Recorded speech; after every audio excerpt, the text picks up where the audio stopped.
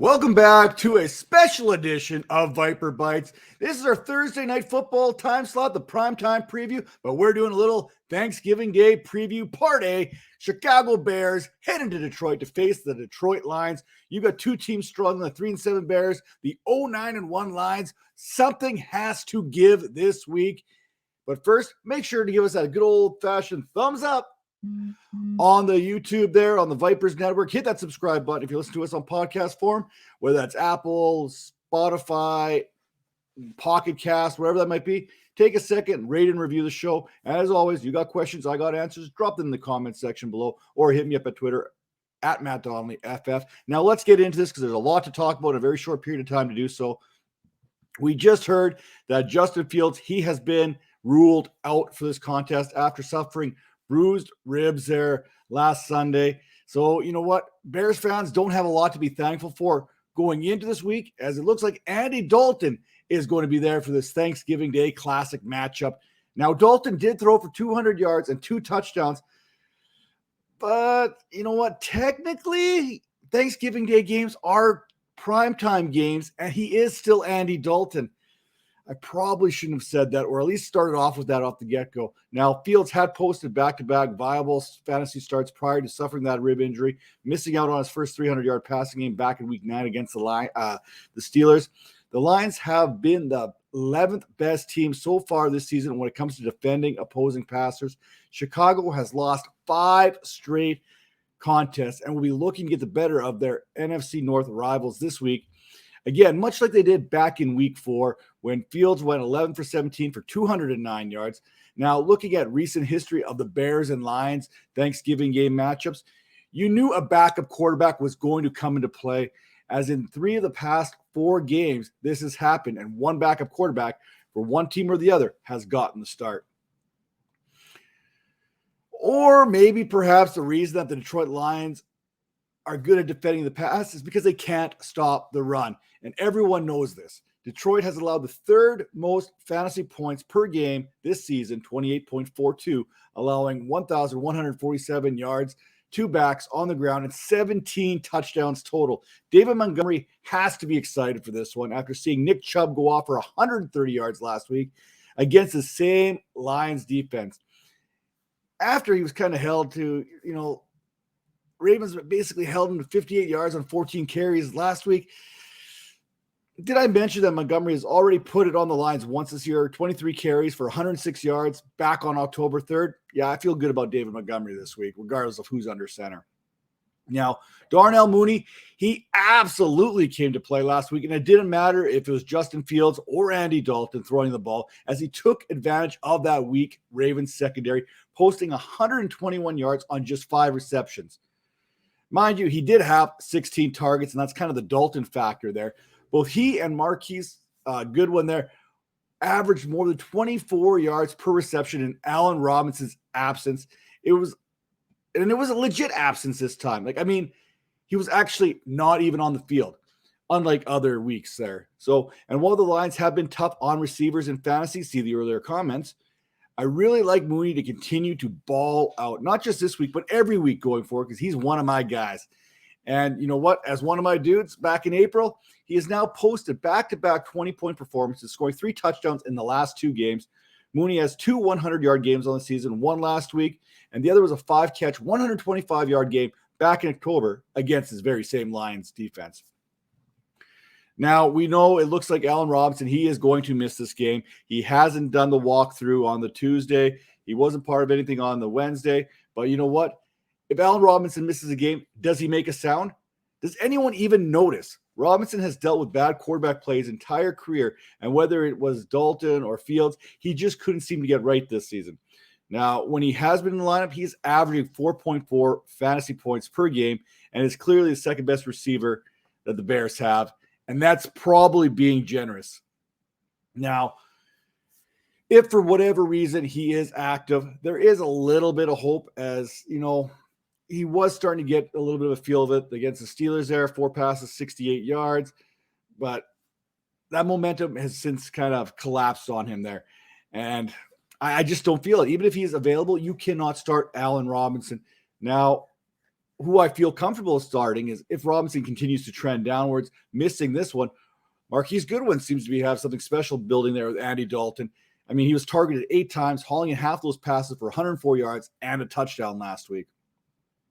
Heading over to the tight end position, Cole Kmet hasn't been much better than Allen Robinson, averaging 5.9 PPR fantasy points per contest thus far this season, laying an absolute dud last week, catching 1 of 2 targets for 12 yards. Perhaps more alarming for fantasy managers is that big old 0 in the touchdown column this season. In 10 games, only once has Cole Kmet posed more than 10 fantasy points. And again, like everyone else that found some success, it came against the Steelers in week 9 where he had 14.7 fantasy points. Last week, the Lions allowed Austin Hooper and David Njoku 73 yards on 6 catches and 13.3 fantasy points, which is a bit above their average heading into that, which you were giving up about 10.76 per game. And they have now allowed 608 receiving yards to the position, but yet have only given up 2 touchdowns. Now, before I head over to the Lions sideline here, talk about what we got going on here, just remember, make sure to get your fanciest stretchy sweatpants out for Thanksgiving. That is a key tip for you heading into this week.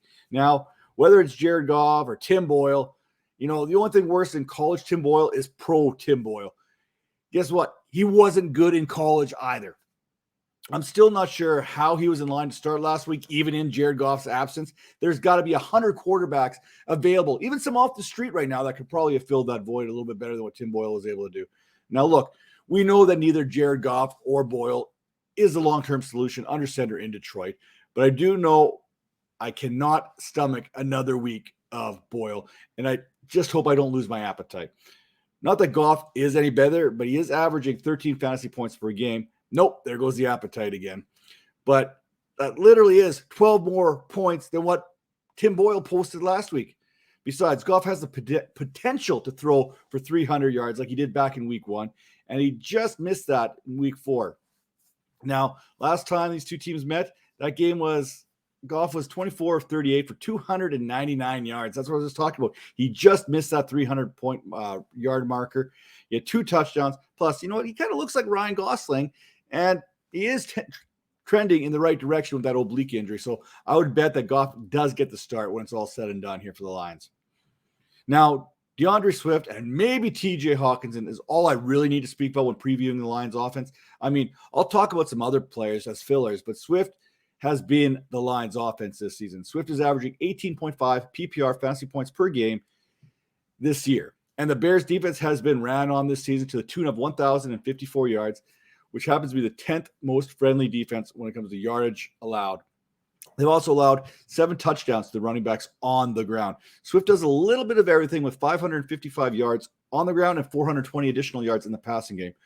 For the incompetence of this Lions offense, Swift has recorded 9 double-digit fantasy games out of 11 contests. Now, Swift has also seen 4 more targets in every game this year, but more importantly, he has back-to-back 130-yard rushing games, which were the first, 100-yard games of the season for him. Now, Swift, he'd be looking to get the good times rolling and avenge his worst performance of the season, which happened to be back and forth against this Bears team that kind of limited him to about 16 rushing yards and 33 receiving yards. I mean, Detroit, what are they going to do in the passing game? They ran more 3-receiver sets than what I was expecting last week with Josh Reynolds, Khalif Raymond, Amon-Ra St. Brown. But it was Brown that ended up hooking up with Tim Boyle last week against the Browns. And you know what? Maybe it's a name thing. St. Brown had 4 catches for 18 yards, which sadly led the pride of Lions receivers. Now, St. Brown is averaging 7.8 fantasy points per game and has posted 3 games with more than 10 fantasy points on the season and has recorded 4 or more targets in 6 straight contests in which he has played. But he has yet to find the end zone through 10 games. And in fantasy football, we need them Turkey Day tutties. I'm telling you what right now.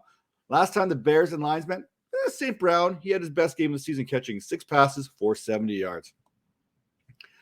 I'm not even sure who the next option in the passing game is behind Swift and Hockenson, St. Brown. I don't think there really is one. Maybe Brock Wright, who had a target last week, with Quintus Cephas not being an option due to injury, and Khalif Raymond and Josh Josh Reynolds unable to do much with Tim Boyle under center. Although, Reynolds did see 43 snaps, 93%, and Raymond had 34 snaps, 71%. The connection just wasn't there, at least not yet. Now, never did I ever think the Lions fans would be excited to have Jared Goff come back. Heck, maybe even Reynolds becomes the de facto wide receiver 1 in Detroit, and it's not St. Brown. Nobody knows. It's so hard to predict this this area for the Lions, let's be honest. But Brown was the only one to catch a pass. The matchup on paper looks good for receivers. Maybe not Lions receivers, but the Bears are allowing the 6th most points against on the season to the tune of 37.92 per contest. And they've allowed the 8th most receiving yards, 1,787, along with 9 touchdowns. Now, TJ Hockenson comes into the Turkey Tango, averaging 3.8 fantasy points per game this year. And that's including that 0 back in week 10 against the Steelers.